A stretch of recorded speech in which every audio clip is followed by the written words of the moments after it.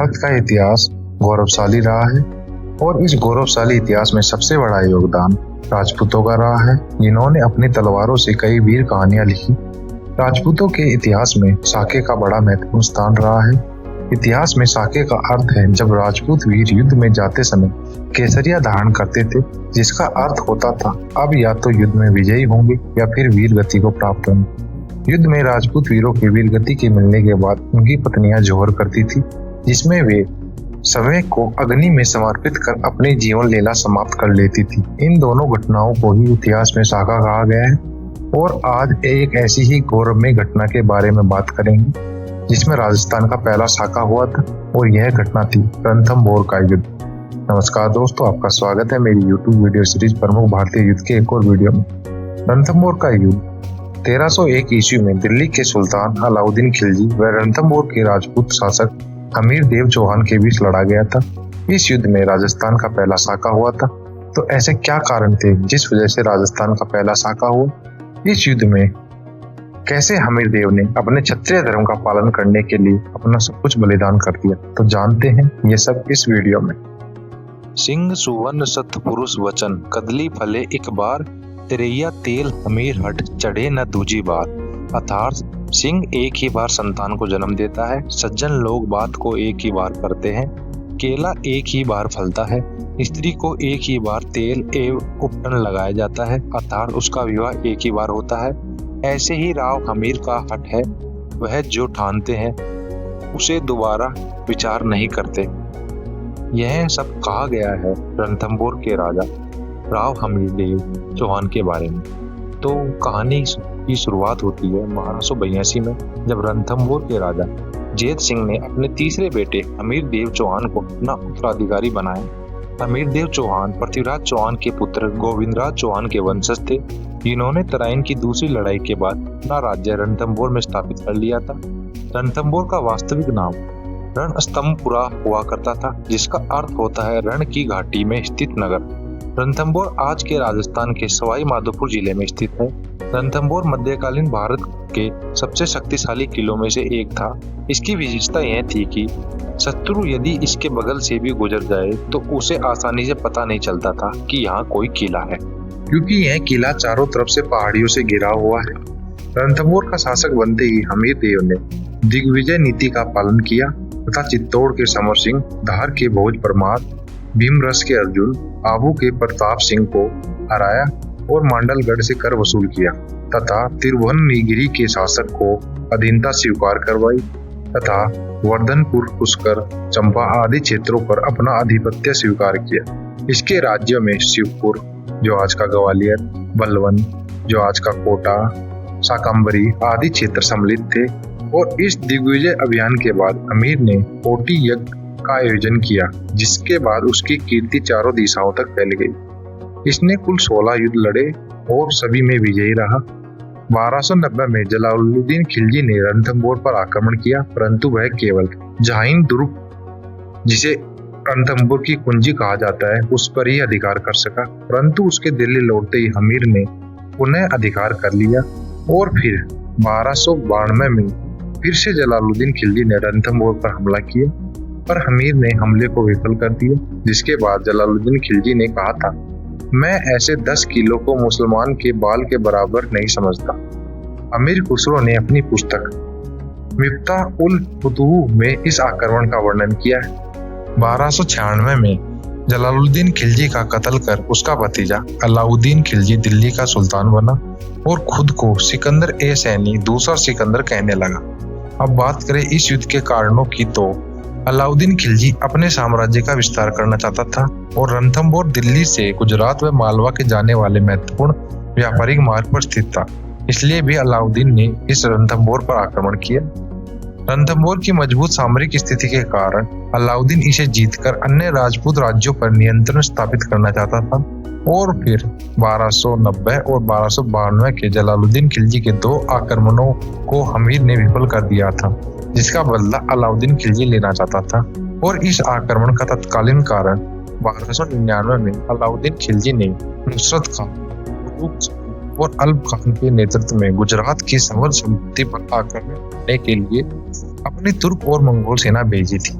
और इसी संपत्ति के बंटवारे को लेकर जालौर में मोहम्मद शाह और कबरू के नेतृत्व में कुछ मंगोल सैनिकों ने विद्रोह कर दिया। इस विद्रोह को कुचल दिया गया पर मंगोल नेता भागने में सफल रहे। विद्रोही रणथंभौर पहुंचे और हमीर से शरण मांगी और हमीर ने राजधर्म का पालन करते हुए मंगोल विद्रोहियों को शरण दी। उलुग खान, जो रणथंभौर के पास एक राज्य बयाना, जो आज के भरतपुर में है, वहां का गवर्नर था, उसने हमीर देव के पास एक दूत भेजा और कहा, मंगोल विद्रोहियों को वापस कर दो, नहीं तो युद्ध के लिए तैयार रहो। पर हमीर देव ने उलुग खान की मांग ठुकरा दी। जब अलाउद्दीन को स्थिति का पता चला तो उसने 1299 में रणथंभौर पर कब्जा करने के लिए नुसरत खान और उलुग खान के नेतृत्व में अपनी सेना भेजी। खिलजी की तुर्क मंगोल सेना बनास नदी तक पहुंचने में सफल रही, पर हमीर देव उस समय मनोव्रत में व्यस्त था, तो उसने धर्म सिंह और भीम सिंह के नेतृत्व में अपनी राजपूत सेना भेजी। भीम सिंह और धर्म सिंह ने आक्रमणकारियों की सेना को पीछे हटने पर मजबूर कर दिया और इस हमले के बाद राजपूत सेना वापस लौट रही थी। तभी उलुग ने राजपूत सेना के पीछे से हमला कर दिया। इस हमले में भीम सिंह शहीद हो गए। भीम सिंह की शहादत सुनकर हमीर देव ने भीम सिंह की मौत के लिए धर्म सिंह को दोषी ठहराया। इस कारण उसने धर्म सिंह को अपने पद से हटा दिया और कैद कर लिया और हमीर देव ने अपने भाई भोजराज को सलाहकार बना दिया और भोज धन की कमी के कारण बड़ी सेना नहीं जुटा।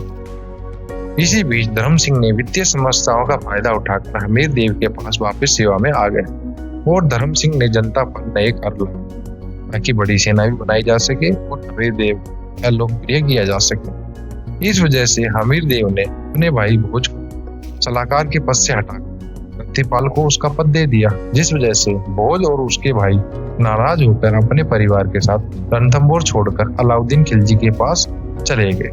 अलाउद्दीन खिलजी ने जगरा की जागीर भोज को दे दी। जगरा की जागीर ये वही जागीर थी जो कभी मंगोल विद्रोही मोहम्मद शाह की थी और भोज ने अलाउद्दीन को रणथंभौर फसल के मौसम से पहले हमला करने की सलाह दी, जिसके बाद अलाउद्दीन ने उलुग खान को फिर से आक्रमण करने रणथंभौर भेजा। यह खबर सुनकर हमीर ने रत्तीपाल, वीरम और मोहम्मद शाह विद्रोही के अधीन अपनी सेना भेजी। इस बार दिल्ली की सेना ने एक हिंदू क्षेत्र को लूट। फिर दोनों सेनाएं एक पहाड़ी दर्रे पर मिली, जिसे हिंदुवता के नाम से जाना जाता था। इस हमले में उलुग खान की हार हुई और परिणाम स्वरूप रणथंभौर की सेना ने खिलजी सेना के उपकरणों पर कब्जा कर लिया। हमीर देव की सेना ने जगरा की जागीर पर भी हमला कर लिया और भोज के परिवार को पकड़ लिया, पर भोज उस समय दिल्ली में था इसलिए बच गया। इस उलटफेर की जानकारी पाकर अलाउद्दीन खिलजी ने नुसरत खान की सेना को उलुग खान की सेना का साथ देने के लिए रणथंभौर भेजा और खिलजी की सेना ने जाहिन पर कब्जा कर लिया, जिसे रणथंभौर की कुंजी कहा जाता है। जाहिन के किले का नाम बदलकर नौशहर अथवा नया शहर रख दिया गया। इसके बाद खिलजी की सेना रणथंभौर के किले की दीवारों के पास अपना डेरा जमा कर बैठ गई और हमीर देव के सामने कई शर्तें रखी, जो थी कि हमीर देव अपनी बेटी देवलदे की शादी अलाउद्दीन से कर दे और शादी में 40,000 सोने के सिक्के और 4 हाथी दे और मंगोल विद्रोहियों को भी समर्पण कर दे। पर हमीर देव ने शर्तों को अस्वीकार कर दिया। जवाब दिया कि वह अलाउद्दीन के शरीर पर 40,000 घाव देगा और खिलजी सेना ने तुरंत किले की दीवारों पर हमला शुरू कर दिया और किले के अंदर प्रवेश करने के लिए सुरंग बनाने का भी निर्णय किया।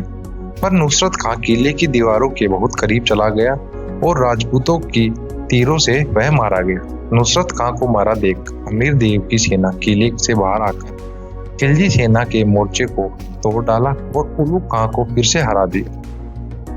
और नुसरत खान की मृत्यु की खबर सुनकर खुद अलाउद्दीन खिलजी रणथंभौर आ गया और किले को जीतने के कई प्रयास किए, पर सभी प्रयास असफल हुए। जिसके बाद अलाउद्दीन ने धोखे की एक रणनीति बनाकर हमीर देव के पास एक शांति प्रस्ताव भेजा और इस प्रस्ताव पर बातचीत करने के लिए हमीर देव ने अपने सेनापति रत्तीपाल और रणमल को बातचीत करने के लिए किले के बाहर अलाउद्दीन के पास भेजा और अलाउद्दीन ने रत्तीपाल और रणमल को पूरा रणथंभौर देने का लालच देकर दोनों को कर ली।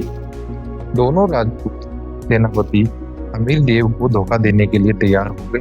दोनों ने अपनी सेनाओं रणथंभौर किले से बाहर निकलकर अलाउद्दीन की सेना में शामिल हो और घेराबंदी के कारण किले की आपूर्ति अवरुद्ध हो गई। किले के अंदर भोजन और पानी की कमी हो गई। इस कारण हमीर देव व अन्य राजपूतों ने साका करने का फैसला किया और 9 जुलाई 1301 रणथंभौर के किले के द्वार खोले गए और हमीर देव की सेना केसरिया करने युद्ध के मैदान में कूद पड़ी। सभी बहादुरी से लड़ते लड़ते वीर गति को प्राप्त हो गए। उधर किले में हमीर देव की रानी रंग देवी व अन्य छत्राणियों ने जौहर कर लिया और हमीर देव की बेटी देवलदे ने जल जौहर पद्म तालाब में डूबकर किया और यह राजस्थान का पहला साका था। वीर खुसरो ने इस जौहर को अपनी पुस्तक खजाइन उल फुतूह में वर्णन किया है। यह फारसी भाषा में जौहर का पहला विवरण था और केसरिया करने से पहले हमीर देव ने अपने मंत्री जाजा को अपना उत्तराधिकारी नियुक्त किया और जाजा भी 2 दिन बाद 11 जुलाई 1301 को अलाउद्दीन से युद्ध लड़ते लड़ते मारा गया। इस तरह 11 जुलाई 1301 अलाउद्दीन ने किले पर कब्जा कर लिया और अलाउद्दीन ने मंगोल विद्रोही मोहम्मद शाह से कुचलकर मार डाला। अब बात करें इस युद्ध के परिणामों की तो अलाउद्दीन ने किले में हिंदुओं को मार डाला और रतिपाल और रणवर को भी अलाउद्दीन ने मार डाला, ये बोलकर कि जो अपने राजा का वफादार नहीं हो सकता वो किसी का वफादार नहीं हो सकता। और अलाउद्दीन ने रणथंभौर की सूबेदारी उल्लू खां को दे दी। इस तरह हमीर देव चौहान एक अप्रवासियों के लिए अपना पूरा राज्य बलिदान कर दिया। ये सभी घटनाएं जैन विद्वान नयाचंद सूरी के संस्कृत महाकाव्य हमीर महाकाव्य में लिखी गई है, जो कि 15वीं शताब्दी में लिखा गया था, जिसमें राजा हमीर देव चौहान की जीवनी लिखी गई है। तो आज की वीडियो में इतना ही, मिलते हैं नेक्स्ट वीडियो में। धन्यवाद। जय हिंद, जय भारत। वीडियो को लाइक करें, शेयर करें और प्लीज चैनल को सब्सक्राइब करें।